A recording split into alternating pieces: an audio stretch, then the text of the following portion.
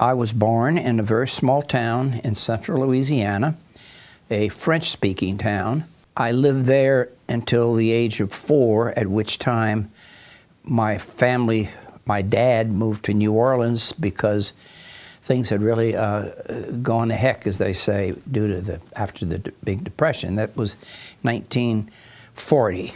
So then when I moved to New Orleans, I went to a parochial school, and then interestingly, I went to a 4-year all-boys school, high school. Again, it was a parochial, we call it, which is a Catholic school. There were 2 types of studies. You would be business student, or you'd be college prep student. And my mother chose that for me, which I'm happy she did. And you know, lots of math, lots of physics, and all this. So that was very helpful to me. Then my senior year, I was asked to take we call it a CUDA preference test, where they would see what you might want to do with your career, because I had no singular interest. I had a lot of interest. And the test confirmed that, yes, I showed a lot of interest in mechanical things and outdoors and things of that nature, sports. So based on that, I decided that I wanted engineering. And then after looking at the different disciplines, I noticed petroleum engineering has a lot of geology, which interests me. Plus, it's an outdoors type of engineering. I really like outdoors. So I chose petroleum engineering, and the only school at that time that offered that degree in Louisiana was LSU in Baton Rouge. After I graduated, the next thing that happened was to be told that my job that I had selected back in December had evaporated. So I thought, and I hit the street and went to New Orleans, went to different cities. I went to Shreveport. Every oil company that was in the phone book I visited. I had my Journal of Petroleum Technology with me, and I looked in the want ads, and the University of Texas had a position open for an outfit called TPRC, Texas Petroleum Research Committee, for a half-time appointment with the opportunity to get a master's degree. I visited the chairman of the LSU Department of Petroleum Engineering, Dr. Benny Kraft, and he said, "Oh, that's a great opportunity." So he got on the phone and called the chairman at the University of Texas, and they got me over there. So that was a great start for me.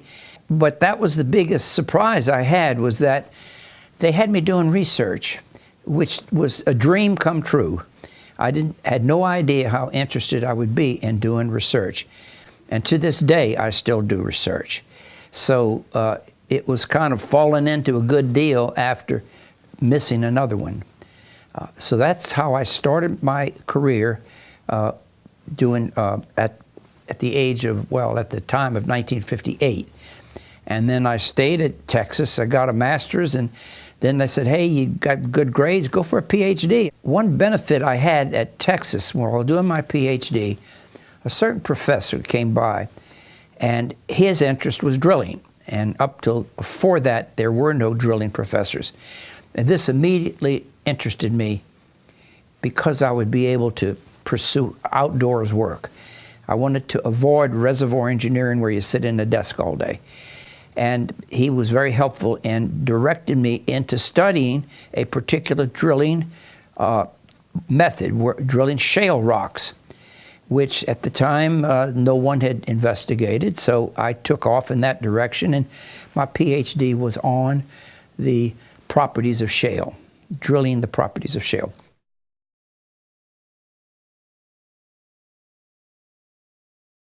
And when Exxon hired me, they put me on this project of shale drilling because that had been a very difficult type of drilling in the oil and gas industry. The shale rock, which we hear of today, consists of very fine particles containing, and these particles can contain clay and other minerals, which cause the rock to become hydrated and collapse into the wellbore. So if you're drilling a well and the holes fall in, the sides fall in, you're out of luck. And this was a major problem in certain areas, and they wanted me to work on it.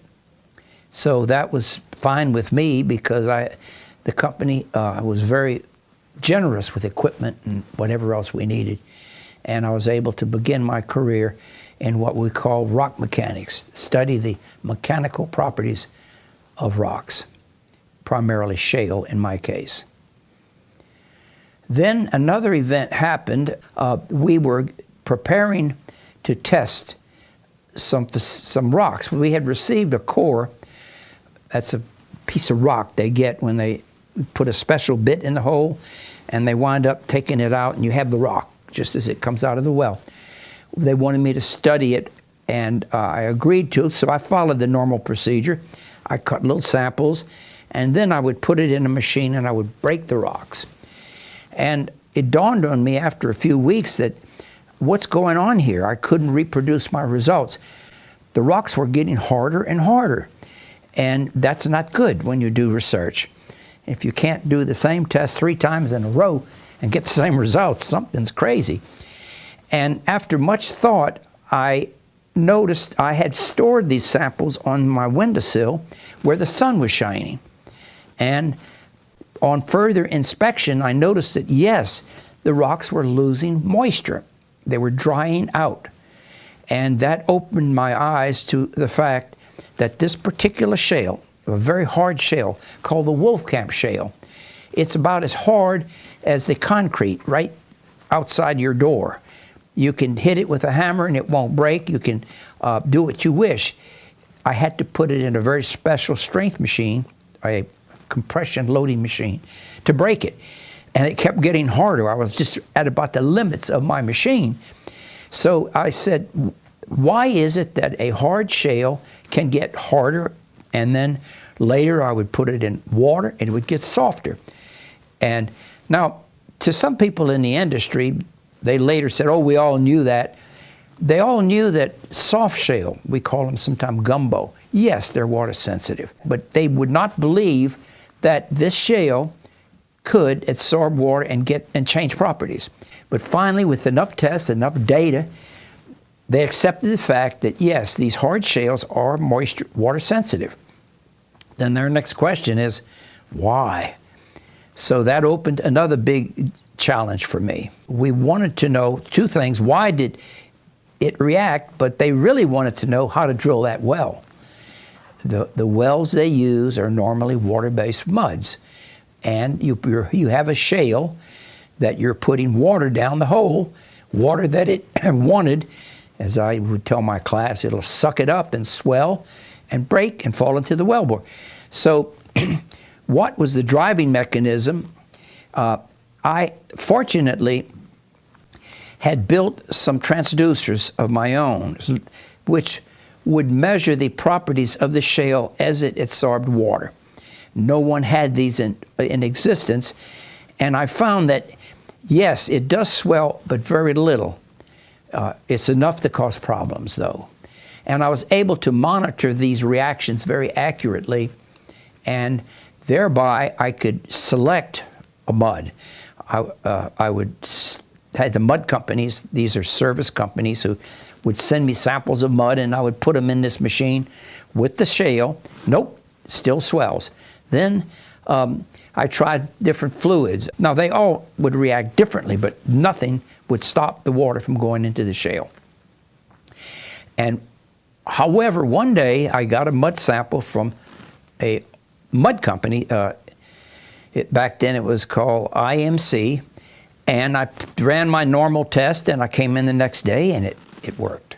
Nothing became swollen. They had brought me an oil-based mud. Now, what was so surprising about it, I had other oil-based muds that also failed the test. This one passed the test. And I ran it over and over, and I was completely convinced that this mud would not cause a problem. So I told that company, mix me up the mud exactly the same as what you brought me. Don't change anything. And they did. And it was a complete success. They drilled the well, no shale fell in, a record drilling time. So that got people's attention. And it was interesting. I still had to take these logs and show them to people, and they didn't want to. So it was uphill. When you're trying to change people's thinking, it's very, very hard. I had to go back and break that mud into all its components, study every component. And sure enough, one day, all of a sudden, I saw what was happening. The company who gave me that sample had put salt in the mud. When we talk salt, we're talking about osmotic pressures. Now, what do we have? We have a mud that is chemically active. We are fighting a problem, shale, that is chemically active. And again, this was a battle I had to fight because no one believed the hard shale was chemically active. Even though I could run my little test, you could put it in water and the shale wouldn't melt, wouldn't break like they expected. So then the next step was, someone might say, obvious. That's what people always say when something works. Oh, that was obvious.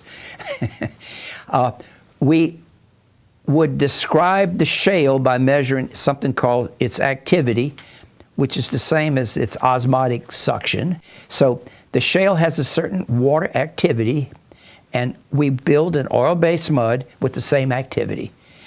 And we published a paper called Balanced Activity Oil-Based Muds. It's that simple. So today, when they drill a well, if they can get a core, they can measure its activity. I have devices that I guess I was the first one to use them to measure shale, the activity of a rock. They do that, then they mix the mud at that activity, and they drill these wonderful holes. So that was my biggest contribution to the oil industry.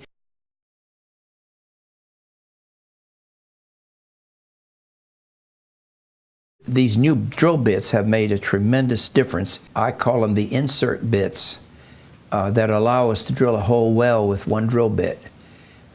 Early on in my career with Exxon, we were drilling wells like on the King Ranch and all over, and it was unheard of that you could drill the whole well with one bit, which meant you changed the bit and then time is going on, and this always aggravates your problems if you wait too long. So that's one. The other one is instrumentation. Today we really know what's happening on a well.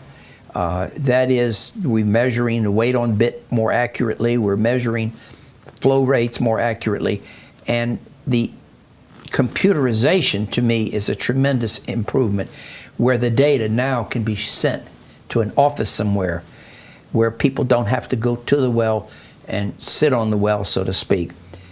During my early career, that was the only way. If a well had a problem, you went to the well, because that's the only way you could get the information you really needed. Today, in the office, we have the data, reams and reams of it, and because of that, you can have experts in an office somewhere that are handling many, many wells. They've become more efficient, so they really need less petroleum engineers in drilling now. Because back in the days when we were working on them, if a guy had more than 3 wells, he would go ragged. Now you can handle many more. Plus, you do a better job. And I'm kind of leaving out geophysical. All these measurements, have come about that I was not involved in, but I hear that now they can pretty well pinpoint not only where the oil might be, but they can pinpoint the pore pressures of that formation, which gives them a leg up. That is, they know when they'll hit it, and they can prepare themselves. Whereas early on, you were, drilling by the seat of your pants, just hoping that nothing would happen. And sometimes things did happen, and that's not good.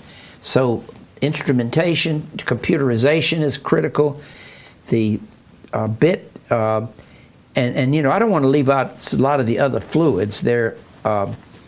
I don't know them right off the top of my head, but they're tailor-made now. And drilling fluids offshore the oil-based muds have to be very specific. As an example, if you're say you're in 5,000 feet of water, the mud goes in at atmospheric temperature pretty much, but then by the time it gets to the bottom of the hole, it's frozen, almost frozen, 3 degrees centigrade. Mm-hmm. Then it goes into the earth, and the earth gets hotter and hotter the deeper you drill. So now you have a mud that has to perform early on at a very cold conditions and then very hot conditions. So these muds have to be tailor-made for different areas and different chemicals.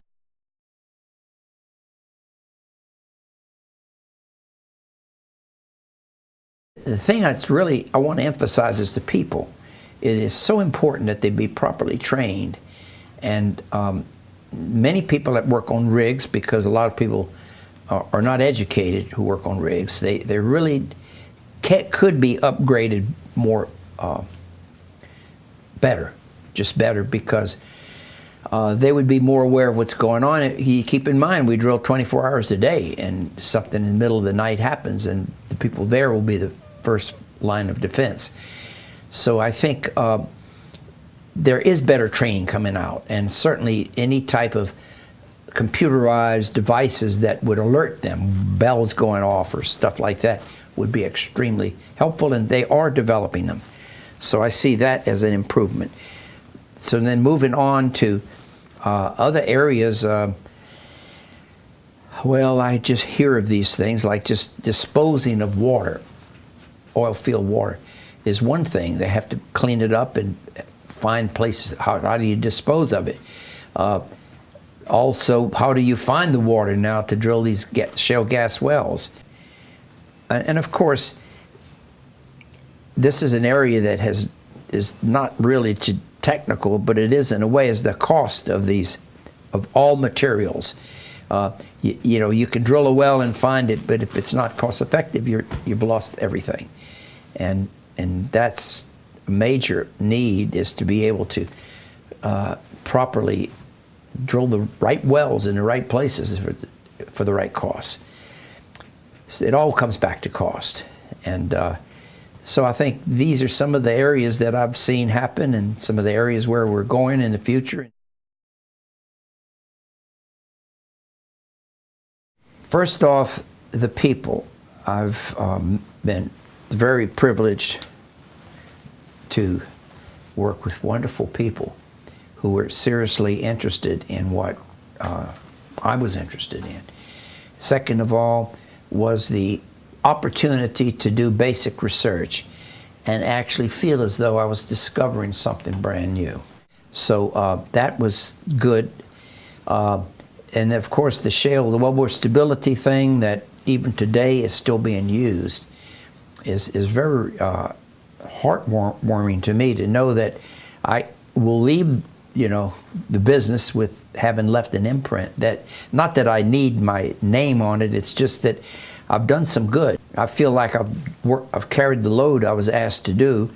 However, I did it just out of fun and enjoyment, because it was something that I just I'll admit that I would often go home and I couldn't help but think about what I was doing. So that is part of it.